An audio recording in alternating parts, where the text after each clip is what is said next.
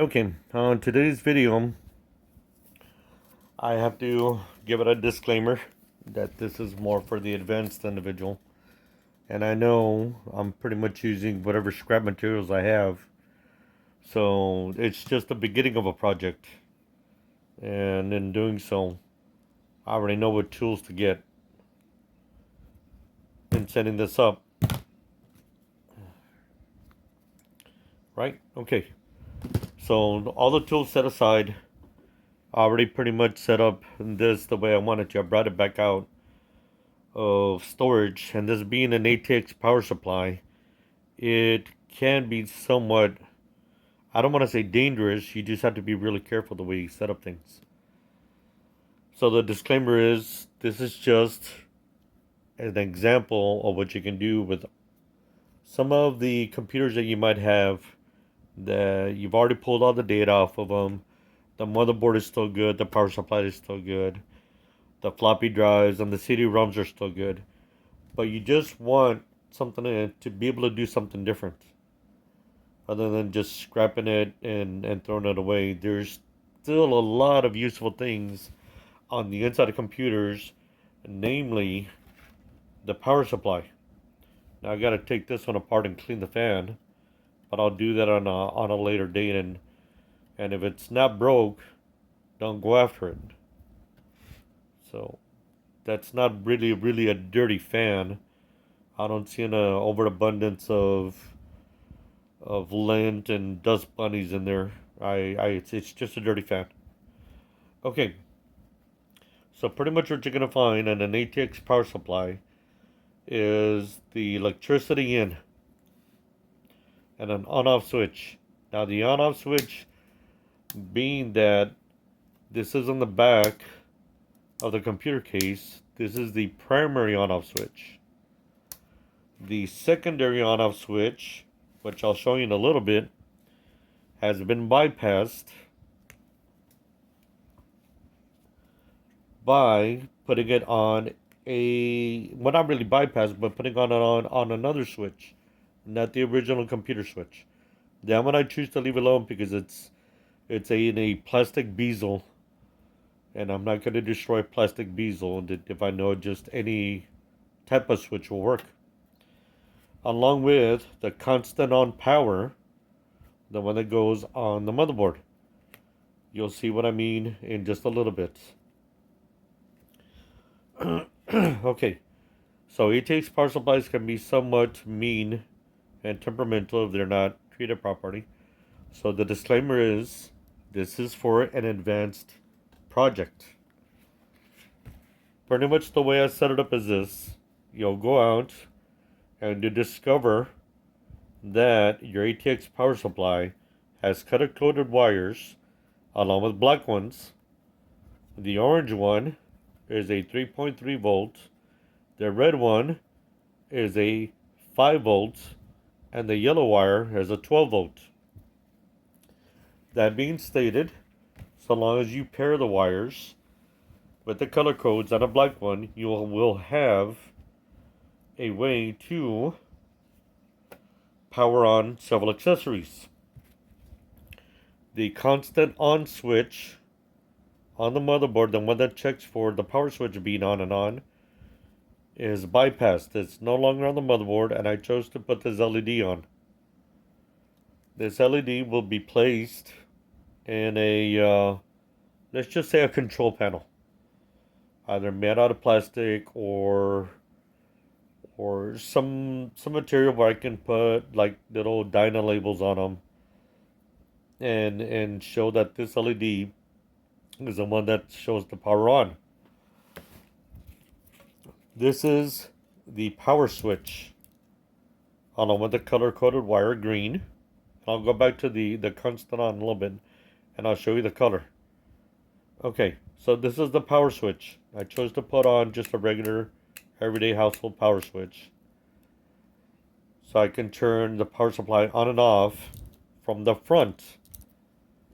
Pretty much what I'm going to do is I'm going to extend this wire and put the appropriate switch on it.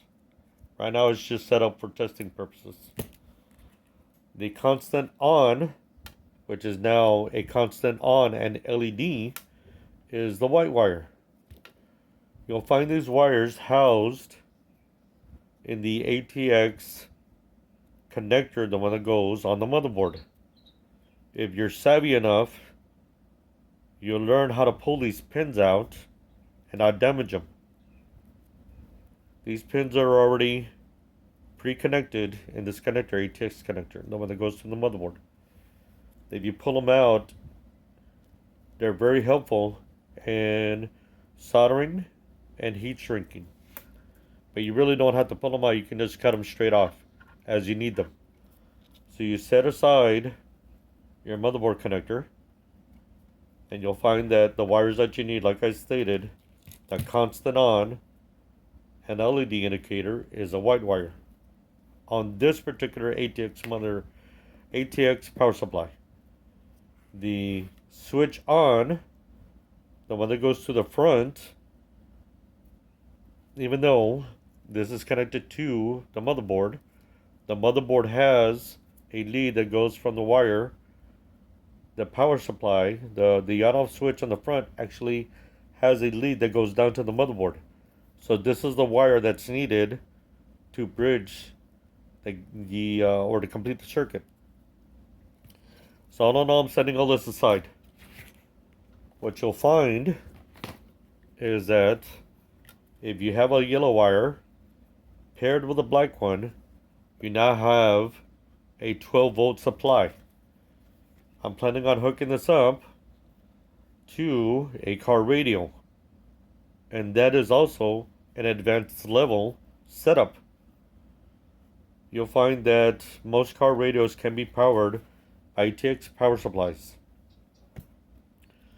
Okay, so there's quite a few yellow wires in here, so I could put on a CD changer or any other 12-volt accessory.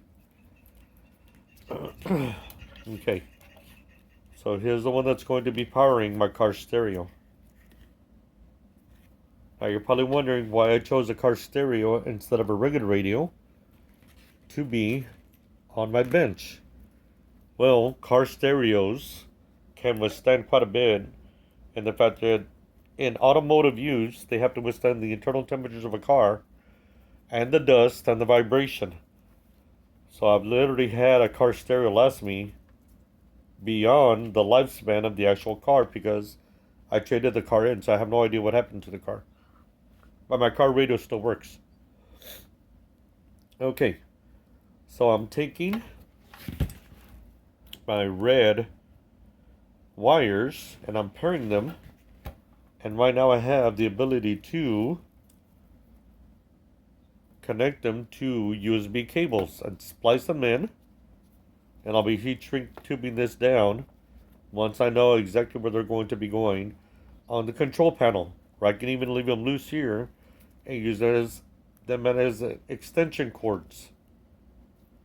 So all in all, the situation is, I know this is overkill, but when you've got a scenario where you've got a no power supply outside of a computer, you can do quite a number of things out of it, so long as you're savvy and you're careful. And once again, do not try to hold the individual. If you decide to watch another video on how to do this, you can't hold that individual or myself responsible if you happen to get slightly electrocuted. Just please be careful. The dangerous part is actually on the inside of this. You cause an arc fault with a non-protected screwdriver, because this is an electrician one, and you'll find out exactly how much electricity a power supply can put out. It is quite a bit. This one rates it at 235 watts. Let's see. All in all, 235 watts input. Output, I would still say it's still at 110, but the wattage and the amperage is going to be just a little bit elevated. So you need to be careful. Don't open this unless you know exactly what to do and how to discharge an ATX power supply. I actually have the setup to do that, but I choose not to go in here because, well, you don't have to. Why would you want to? Other than just setting these aside and letting them sit for months at a time, and that'll discharge them. Or if you have the setup, then you can use a discharger or a ATX power supply tester. They do two things at once. As a matter of fact, I can even show you what that looks like. Okay, this takes me back to my field tech days, or when I was a bench technician. We used to have these at our benches in order to test out the power supplies.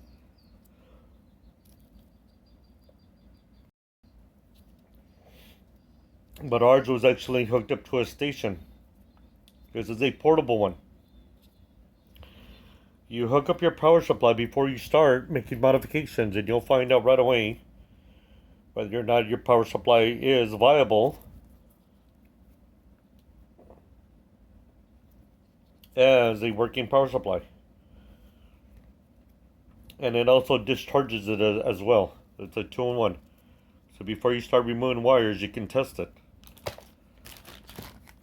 Being a bench technician has taught me a lot, but you'll find out that if you keep doing DIY and how-to videos, or just before you even start, maybe just start just to do it on a hobby sake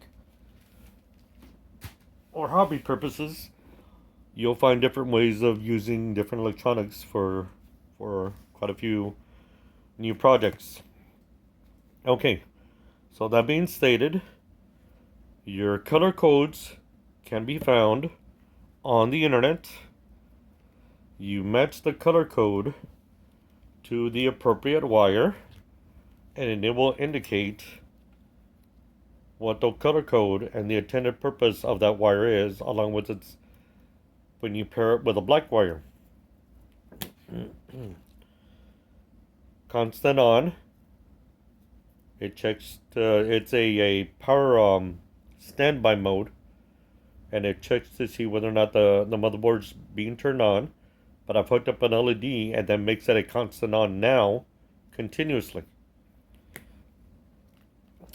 The one that is set up for the power switch to the motherboard is green in color on this particular ATX power supply.